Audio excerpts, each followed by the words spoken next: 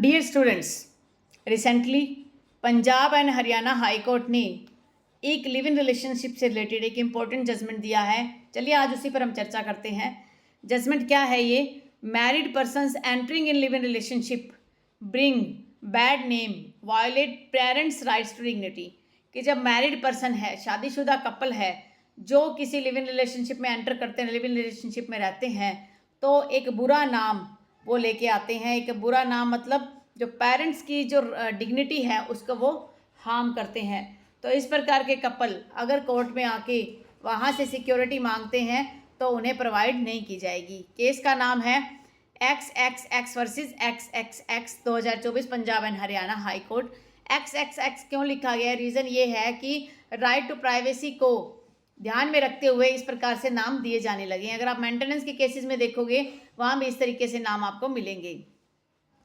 The Punjab and Haryana high court has refused to grant protection to the already married live in couple apprehending threat from their family members, observing that married couples who run away from their parental homes to be in live-in relationship and bringing a bad name to their parents and also violates the right of the parents to the live-in with dignity।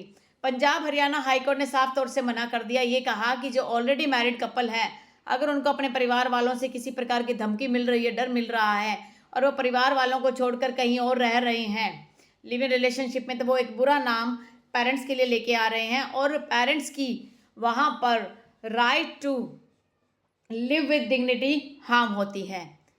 फिर court ने कहा, adding that India is adopting western culture of live in relationship if it holds that the relationship between the petitioner is a relationship in the nature of marriage, that will be doing an injustice to the wife and children who oppose that relationship।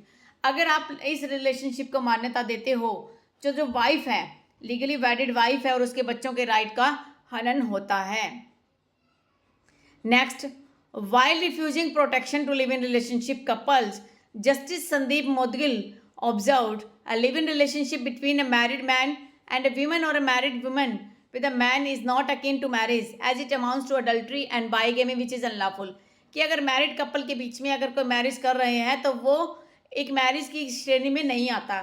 जब वो marriage की श्रेणी में तब आएगा जब वो सारी कंडीशंस जो है फुलफिल करेगा कि ऑलरेडी मैरिड नहीं है, एज कंप्लीट हो चुकी है, प्रोहिबिटेड रिलेशनशिप में नहीं है, स्पिंदा में नहीं है, तो अगर वो उसको फुलफिल नहीं कर रहा तो ये मैरिज की कैटेगरी में नहीं आता।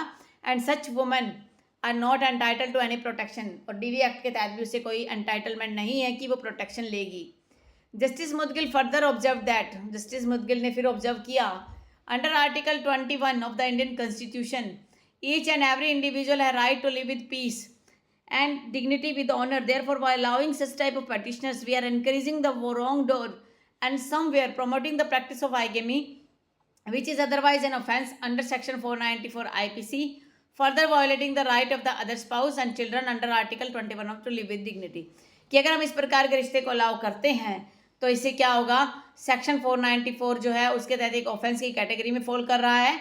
हालांकि वो ऑफेंस है या नहीं है वो डिपेंड करेगा सर्कमस्टेंसेस क्या होंगे, और साथ में जो दूसरा स्पाउस और जो बच्चे हैं, ऑलरेडी कोई आदमी मैरिड है, उसकी वाइफ और बच्चों का जो आर्टिकल 21 है टू लिव विद डिग्निटी, उसके ऊपर भी हम अटैक कर रहे हैं। तो ये एक बड़ा ही अच्छा जजमेंट आया है Punjab and Haryana high court का। देखते हैं आगे सुप्रीम कोर्ट अगर कोई रिट जाती है तो फर्दर क्या इस पर डिसीजन लेता है।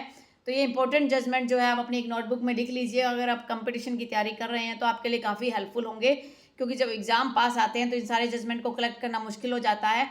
डेली का अगर आप एक जजमेंट भी कलेक्ट करते हैं तो 365 डेज में 365 जजमेंट्स हो जाते हैं, उससे बार पेपर में कुछ नहीं आता। अगर आपको ये वीडियो अच्छा लगा है तो आप मेरे वीडियो को लाइक कीजिए। अगर आप मेरे चैनल पर नए हो और फर्स्ट टाइम इस वीडियो को देख रहे हो तो आप मेरे चैनल को सब्सक्राइब कर लीजिए। Thank you for watching and have a nice day.